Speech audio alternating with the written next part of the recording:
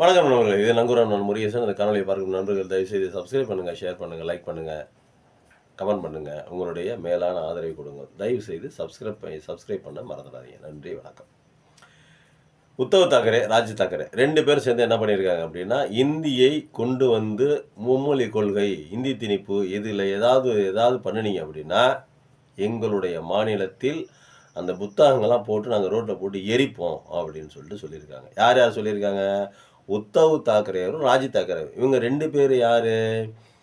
நம்ம பால் தாக்கரே இருக்கார்ல, இறந்து போன பெரிய பெரிய மனிதர். அவருக்கு வந்து இவர்கள்லாம் அவருடைய வாரிசுகள் அப்படின்னு கூட வச்சுக்கலாம் நீங்க. இப்போ பிரச்சனை என்ன அப்படின்னா, இவங்க 2 பேரும் கிட்டத்தட்ட 15, 20 வருஷத்துக்கு மேல பேசிக்காம, சந்திக்காம இவர்கள் 2 பேத்துக்குள்ள எந்த கான்டாக்ட்டுமே இல்ல. அந்த மாரி இருந்திருக்காங்க. ஆனா, இப்ப என்ன பண்ணியிருக்காங்க அப்படின்னா, இந்த இந்திக்கு ஒரே ஒரு இந்திக்கு ஒண்ணுக்காக மட்டும் 2 பேரும் கைகோத்திருக்காங்க. இணைந்த கைகளாக ஆயிருக்கிறாங்க. அப்படி பார்க்கும்போது நம்ம என்ன பண்ணணும் அப்படின்னா, நம்ம இவர்களுக்கு ஒரு ஒரு கைத்தட்டலை கொடுக்க வேண்டும். நமக்குள்ள இருக்கிற பிரச்சனை நம்ம இருக்கட்டும். நமக்குள்ள இருக்கிற பிரச்சனை நம்ம பேசி தீர்த்துக்கலாம். நமக்கு பொதுவான பிரச்சனை, நம்ம மாநிலத்தை பாதிக்கக்கூடிய பிரச்சனை, நம்ம மக்களையும், மாநிலத்தையும், மண்ணையும், வளத்தையும் பாதிக்கக்கூடிய பிரச்சனை. இந்தி வந்தா எல்லாமே பாதிக்கப்படும். மக்கள் மட்டும் பாதிக்கப்பட மாட்டாங்க. பாஷை மட்டும் மாறாது. மராத்தி மொழி மட்டும் அழியாது. மொத்தமும் பாதிக்கப்படும். மண் வளம், அந்த வளம், இந்த வளம், எல்லா வளமும், கனிம வளம், போக்குவரத்து எல்லாமே மாறுபடும். எல்லாத்தையும் மாத்துற நிலைமைக்கு ஒரு மொழியை அழிப்பதுங்கிறது அவனுடைய கலாச்சாரத்தை மட்டும் இல்லைங்க. மனிதனையும் அழிப்பதற்கு சமம். மனிதனையும் அழிச்சிரும். அந்த மாதிரி தாங்க. மொழிங்கிறது ஒரு பெரிய விஷயங்க. ஒரு மனிதனுக்கு மொழிங்கிறது ரொம்ப பெரிய விஷயங்க. எனக்கு தெரிஞ்சு என்னோட நாலேஜுக்கு சொல்றேங்க. அப்படிங்கும்போது ஒரு மொழி வந்து என்ன வேணா பண்ணும். அப்போ நம்மளுடைய மக்களையும், நம்மளுடைய மக்கள் வளத்தையும், நம்மளுடைய மொழியையும், நம்மளோட மாநிலத்தையும் காப்பாத்துறதுக்கு இந்தியை எதிர்க்க வேண்டும் அப்படின்னு 2 பேரும் கைகளை இணைந்த கைகளாக ஆயிருக்கிறாங்க. அவர்களுக்கு 2ஆம் முறையாக ஒரு ஹேண்ட்ஸ் ஆப். சரி, இந்தியை கொண்டு வந்தால் நாங்கள் எரிப்போம். இந்தி புத்தகங்களை போட்டு எரிப்போம். மராத்தி தான் ஃபஸ்ட்டு. எல்லாமே ஆட்சி மொழி, அதிகார மொழி அனைத்துமே மராத்தி தான். பாடமொழி எல்லாமே மராத்தி தான் இருக்கணும் அப்படிங்கிற மாதிரி அவங்க போர்க்கொடியை வைத்திருக்காங்க. இது எங்கேருந்து வந்தது? நம்ம தமிழ்நாட்டிலேருந்து போனது. பெரியார் 1930 அந்த காலகட்டத்தில் ஆரம்பித்து இந்திய எதிர்ப்பு போராட்டத்தை நடத்தினார். அதுக்கப்புறம் 1950, 55 அந்த அந்த சீரியலில் வந்து திருப்பியும் அண்ணாதுரை திரும்பி ஆரம்பித்து பெரிய அளவில் கொண்டு போனாங்க. பல பேர் தன்னுடைய இன்னுயிரை, மொழியை காப்பாற்றுறதுக்கு இன்னுயிரை நீத்திருக்காங்க. அதில் இன்னும் நிறைய பேர் இருக்காங்க. அவங்கள பூரா நம்ம வரிசையாக சொல்லணும்னு வச்சிங்களேன், அது நிறையா இருக்குது. அதனால் அது எல்லாத்துக்கும் தெரிஞ்ச விஷயம் தான். நம்ம புதுசாக ஒன்று சொல்கிறோம். நம்ம என்ன சொல்ல வரோம் அப்படின்னா, இங்கே பற்ற வைத்த நெருப்பு, இந்த தமிழ் மண்ணில் பற்ற வச்ச நெருப்பு அது பரவி போய் மகாராஷ்டிராவுக்கு போயிருக்குது.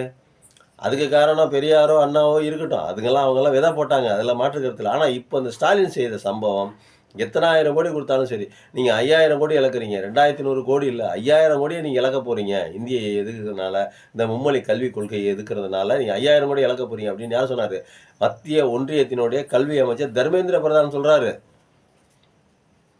அதற்கு ஸ்டாலின் அவர்கள் என்ன சொல்றாரு அப்படின்னா, நீ 5000 கோடியில் 10,000 கோடியாக கொடுத்தாலும் நாங்கள் மும்மொழி கொள்கையை ஏற்க மாட்டோம், இந்தியை நாங்கள் அனுமதிக்க மாட்டோம், ஒத்த வார்த்தையாக சொல்லிட்டாரு.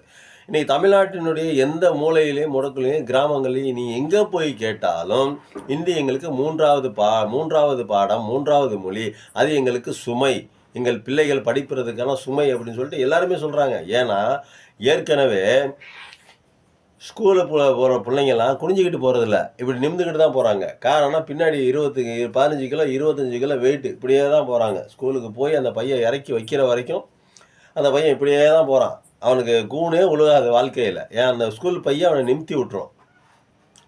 கூடே ஒழுகாது. எதுக்கு சொல்ல, நிமித்தி இப்படி போகிறவங்களும் இருக்காங்க, இல்லை வெயிட் தாங்க முடியாது இப்படி போகிறவங்களும் இருக்காங்க. இப்படி போகிற பிள்ளைங்கள்லாம் பின்னாடி பிற்காலத்தில் பார்த்தீங்கன்னாக்கா கூண் தெளிருமோ அப்படின்னு பயமாக வேறு இருக்குது நமக்கு. குழந்தைங்க இந்த வயசுலேயே போட்டு பாடாப்படுத்துறாங்க. எத்தனை புஸ்தகம் ஐயா, இவ்வளவு புஸ்தகங்களை பைக்குள்ளே போட்டு திணிச்சு காலையில் 7 மணிக்கு பள்ளிக்கூடத்துக்கு 7 மணி 8 மணிக்கு பள்ளிக்கூடத்துக்கு அனுப்பிச்சி விட்டு அத்தனை எப்பயா படிக்கிறதா அவன் எல்லாத்தையும்? படிப்புன்னே என்னான்னு தெரியாத குழந்தை விளையாட்டு குழந்தைங்களுக்கு போய் இப்போ பின்லாந்துன்னு ஒரு நாடு இருக்குது பாருங்கள். அந்த நாட்டில் 8 வயசில் தான் ஸ்கூல்லேயே சேர்க்கணுமா. அது ஒன்று. 2வது, ஸ்கூலில் சேர்த்துட்டா கரெக்டாக அட்டண்டன்ஸ் போடணும். இப்போ நம்ம பெற்றவங்கலாம் கூப்பிட்டு இந்த ஊரில் திட்டுறாங்க பார்த்தீங்களா, இங்கே வாங்க பெரியவர்கள்லாம் வாங்க, பெற்றோர் ஆசிரியர் மீட்டிங்கு அப்படின்னு போட்டு கல்விகளையும் ஊற்றுறாங்க. ஏன்னா உங்கள் பிள்ளை 2 நாள் லீவ் எடுத்துட்டாப்புல, அது செஞ்சிட்டாப்புல, இதை செஞ்சிட்டாப்புல, ஏன் ஒழுங்காக நீங்கள் அனுப்பி வைக்க மாட்டீங்களா, படிக்க வைக்க மாட்டீங்களா, அப்படியா இப்படியான்னு. பின்லாண்டு, டென்மார்க்கு இந்த நாட்டில் அப்படியெல்லாம் இல்லை. எப்போ வேணால் ஸ்கூலுக்கு போகலாம், எப்போ வேணாலும் வீட்டுக்கு போகலாம். நீங்கள் தூங்கணும்னு தோணுதா தூங்குங்க, படிக்கணும்னு தோணும்போது படிங்க. கம்பல் பண்ணி நீங்கள் இத்தனை நாள் தான் ஸ்கூலுக்கு வரணும், இவ்வளோ நாள் தான் ஸ்கூலுக்கு வரணும், வருஷத்தில் எத்தனை நாள் தான் அட்டெண்டன்ஸ் இருக்கணும், அந்த பேச்சுக்கெல்லாம் அங்கே வேலையே இல்லை. பார்க்குறோங்க. நான் நேராக போய் டென்மார்க்லேயும் ஃபின்லாண்ட்லேயும் போய் பார்த்துட்டு வரல. இன்னைக்கு இந்தியா உலகத்தினுடைய முதல் நல்ல கல்வி கொடுக்குற ஊர் ஃபின்லாண்டு, நார்வே, டென்மார்க்கு இந்த மாதிரி ஊருங்க தான் கொடுக்குது. அந்த நாட்டில் அவங்களே சொல்கிறாங்க, நாங்கள் 8ஆவதுல தான் நாங்கள் வந்து ஸ்கூல்லேயே சேர்க்குறோம். அது சேர்க்குறது பெரிய விஷயம் இல்லை. யாருமே கம்பல் பண்ணுறதே இல்லை. படி நீ 4 மார்க் வாங்கு அப்படின்னு. இதெல்லாம் யோசிச்சு தான் இன்னைக்கு இவங்க சொல்கிறாங்க. கலைஞர் அப்பயே யோசிச்சு தான் என்ன பண்ணார் அப்படின்னா 8ஆவது வரைக்கும் ஆல் பாஸ். ஏன்னா 5 வயசுல ஸ்கூலில் சேர்க்குறோம், 8, 5, 13, 10, 13 வயசுக்கு அப்புறம் தான் படிக்கணுங்கிற எண்ணமே வரும், ஆர்வம் வரும். அதுக்கு இல்லை 10 வயசுக்கு கீழே இருக்கிற பிள்ளைங்கலாம் விளையாட்டு பிள்ளைங்க, விளையாடணும், விளையாடுற பருவங்க அது. விளையாட்டு போகிறாங்க விடுங்க. இதான் யோசிச்சு என்ன பண்ணார் கலைஞர், 8th வரைக்கும் ஆல் பாஸ் அப்படின்னாரு. 8ஆம் வகுப்பு வரை ஆல் பாஸ். அன்னைக்கு பரீட்சையே இல்லை, பரீட்சை இப்போ தூக்கி போட்டுக்கிட்டே இருப்பாங்க.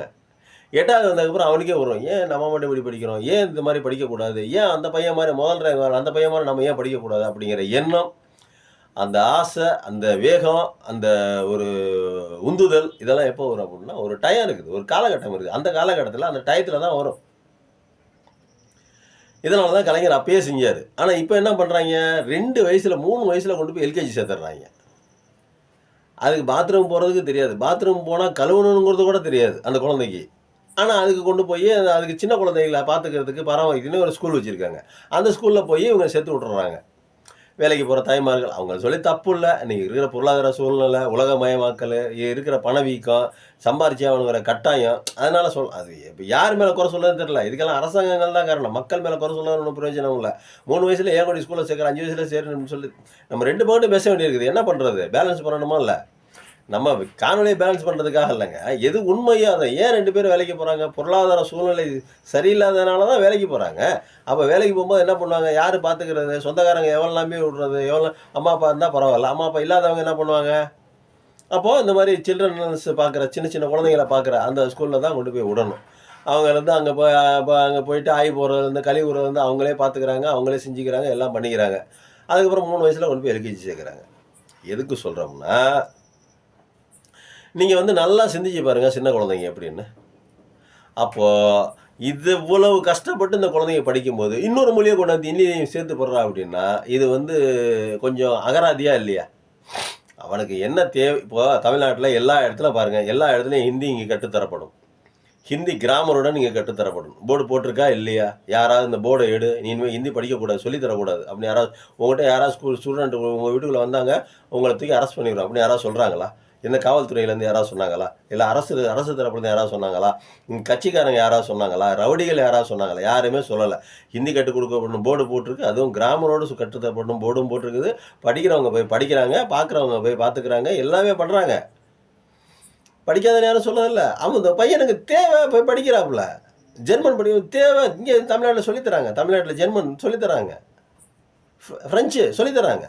தேவைன்னா போய் படிச்சுக்கிறான். ஏன் தேவையில்லாமல் இந்திய துணிச்சு அதை அஃபீஷியலாக கொண்டு வந்து அரசு தரப்பில் அரசு பள்ளிகளை கொண்டு வந்து அரசு பள்ளிகள்லாம் ஸ்கூல் புக்கு வாங்குறதுக்கே முடியாமல் தான் கவர்மெண்ட்டே ஸ்கூல் புக்கு கொடுத்து படிக்க வைக்கிது. இந்த ஒரு ஹிந்தி வேறு புத்தகத்தை படிக்க வச்சு இப்போ டவுன் பக்கத்தில் இருக்கிறவங்களாம் என்ன பண்ணுவாங்க அப்படின்னாக்கா டியூஷன் வச்சு கூட படிச்சிடுவாங்க. கிராமத்தில் இருக்க எப்படி டியூஷன் வச்சு படிப்பாங்க? என்னென்ன பாடங்களை படிப்பான்? நீங்கள் நல்லா யோசிச்சு பாருங்கள், நல்லா சிந்திச்சு பாருங்கள். நகர்ப்புறத்தில் இருக்கிற குழந்தைகளை விட கிராமப்புறங்களில் இருக்கிற குழந்தைகள் தான் படிப்பில் பின்தங்கி இருக்காங்க. ஏன்னா அவங்க படிக்கிறதுக்கு சரியான லைட் வசதி இருக்காது, சரியான டேபிள் சேரு போக்குவரத்து அந்த வசதிகள் இருக்காது, சரியான வசதிகள் குறைவாக தான் இருக்குது அவங்களுக்கு. நம்ம பார்க்குறோம், நம்ம வந்து பணக்காரன் இல்லை, நம்மளும் ஏழை தான். அதனால் நம்ம பக்கத்தில் இருக்கிற குழந்தைகளை பார்க்குறோம். இது இல்லாமல் ஏகப்பட்ட பஞ்சாயத்து, குடும்ப சண்டை, போக்குவரத்து, நிம்மதியாக படிக்க விட போகிறதில்ல. ஒரு குழந்தை படிக்கிற பிள்ளை இருக்குது அப்படின்னா குடும்பத்தோடு சேர்ந்து அந்த குழந்தைங்க கோஆப்ரேட் பண்ணணும்.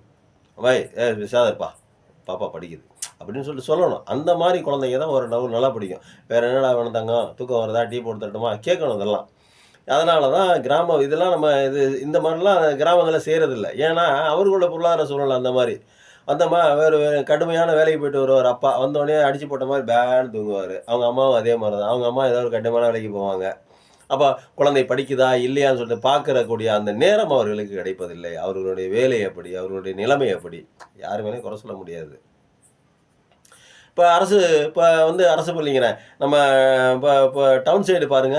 அ க நகர்ப்புறங்கள்ல பாருங்க. அவங்கலாம் டைம் இருக்கும். ஆஃபீஸுக்கு வேலைக்கு போவாங்க. சாயங்காலம் 5 மணி, 6 மணி மேலாம் வந்துருவாங்க. உட்காந்து ஏதாவது ஆனா சொல்லு, ஆவனா சொல்லு. ஏதோ ஒண்ணு. அல்ஜீப்ராவோ, மேக்ஸோ ஏதோ ஒண்ணு சொல்லி தராங்கன்னு வச்சுக்கங்க. நம்ம சொல்றோம் எதுக்கு சொல்றோம் அப்படின்னா, குழந்தைகளுக்கு சுமையை அதிகரிச்சு நம்ம என்ன பண்ண போறோம்? அதனால நம்ம கண்ற பயன் என்ன? தேவைன்னா தேவைப்படும்போது தேவைப்பட்டவங்க படிச்சுக்குவாங்க. இப்ப இங்க வர வடக்கு இந்தியாலருந்து வராங்கல்ல, கையெழுத்து கூட போட தெரியல. என்கிட்ட வேலை செஞ்சாங்க. ஒரு ஹோட்டல்ல நான் ஒரு மேலாளரா இருந்தேன். என்கிட்ட வேலை செஞ்சாங்க. 60, 70 பேர் வேலை செஞ்சாங்க. அதுல முக்காவாசி பேர் கிட்டத்தட்ட 90% பேரு வட்டாட்டுக்காரங்க தான். அந்த வட்டாட்டுக்காரர்களுக்கு கையெழுத்து போடுவதற்கு தெரியவில்லை. எதுல? ஆங்கிலத்தில இல்ல. அவர்கள் பாஷையிலேயே, இந்தியிலேயே இப்போ பீகாரி இருக்கான்னா, பீகாரி மொழியிலே கையெழுத்து போடுறதுக்கு தெரியல. ஏன்னா படிக்கல. ஸ்கூல் பட்டு போகல. அப்போ அங்க போய் உன்னுடைய தகுதியையும், திறமையையும், உன்னுடைய வளர்ச்சியையும், உன்னோட உந்துதலையும், உத்வேகத்தையும் குடு. அவங்கள படிக்க வையி. அவங்க ஏன் படிப்பறிவு இல்லாம இங்க வராங்க? அவருக்கு தொழில உண்டு பண்ணி குடு. அதெல்லாம் செய்ய மாட்டீங்க. ஆனா யாராவது ஒருத்தன் படிச்சுட்டு தமிழ்நாட்டுல மேல இருப்பாய்ங்க. அவங்கள பிடிச்சு கயிற கால்ல கட்டி, வால்ல கால கட்டி கீழ இழுக்கணும். இதானே? பின்தங்கிய மாநிலமா ஆக்கிரணும். பீகார் மாரி, உத்தரப்பிரதேசம், ராஜஸ்தான் மாரி, மத்திய பிரதேசம் மாரி, ஜார்க்கண்ட் மாரி ஒரு படிப்பறிவு இல்லாத மாநிலமா ஆக்குறதுக்கு முடிவு பண்ணியிருக்கீங்க. அதானே உங்க அஜெண்டா? எல்லாம் எங்களுக்கு தெரியும். தெரிஞ்சு தான் எங்க முதல்வர் எதிர்க்கிறாரு.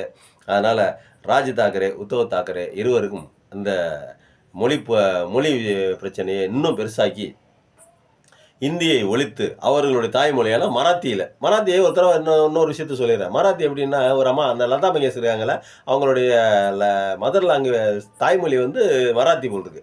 அவங்க என்ன பண்ணியிருக்காங்க அப்படின்னா, மராத்தி பாடலை பாட வேண்டும் என்றால் நான் இலவசமாக பாடி தருகிறேன். ஏன்னா மராத்தியில யாருமே பாடுறதில்ல. படமே எடுக்கிறதில்ல. எல்லாம் ஹிந்தியிலேயே எடுக்கிறாங்க. மும்பை மொத்தமும் இந்தியினுடைய கட்டுப்பாட்டில தாங்க இருக்குது. இப்போ பாருங்க ஷாருக் கான், சல்மான் கான், அவரு இவரு, அமிதாப் பச்சன், போக்குவரத்து எல்லாத்துக்கும் ஹெட் குவார்ட்டர் எங்கடா அப்படின்னா மும்பை தான். அப்போ இந்தி தான் முழுசா மகாராஷ்டிராவை ஆக்கிரமிச்சிருக்குது. அதுக்கு தான் அந்த அம்மா சொன்னாங்க, லதா மங்கேஷ்கர் அம்மா அந்த அம்மா சொன்னாங்க, சூப்பர் வடை அந்த அம்மா. அந்த அம்மா சொன்னாங்க, என்ன சொன்னாங்க அப்படின்னா, வலையோசை கலகலன்னு ஒரு பாட்டு வந்துச்சு பார்த்தீங்களா?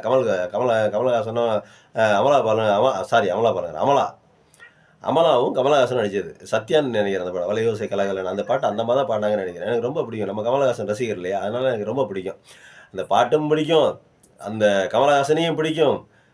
அந்த பாடுன அந்த குரலையும் நமக்கு சரியா நல்லா பிடிச்சு போச்சு. அதோட அருமையான குரல். அந்த அம்மா சொல்லியிருக்காங்க, மராத்தியில் நீங்கள் படம் எடுத்தால், மராத்தியில் பாடல் வைத்தால், அதை நான் இலவசமாக பாடி தருகிறேன். எனக்கு பணம் வேண்டாம் அப்படின்னு சொல்லியிருக்காங்க. காரணம், அந்த அம்மாவுக்குள்ளார ஒரு மொழி பற்று இருக்குது. நம்ம மராத்தி இல்லையே, ஐயையோ அழிஞ்சிருச்சே அப்படின்னு பயப்படுறாங்க. அதனால மராத்தியை எப்படியாவது வளர்க்கணும். மராத்தி மொழியில பாடுறேன். எல்லாரும் அந்த பாட்டு கேட்கட்டும், பாட்ட பாடட்டும். அப்படியாவது மராத்தியில பேசுறாங்களா, பாடுறாங்களா அப்படின்னு சொல்லிட்டு பார்ப்போம். அப்படின்னு அந்த அம்மா இருக்குது. அந்த அம்மாவுக்கு இருக்கிற அதே உணர்வு இன்னைக்கு ராஜ் தாக்கரேக்கும், உத்தவ் தாக்கரேக்கும் வந்திருக்குது.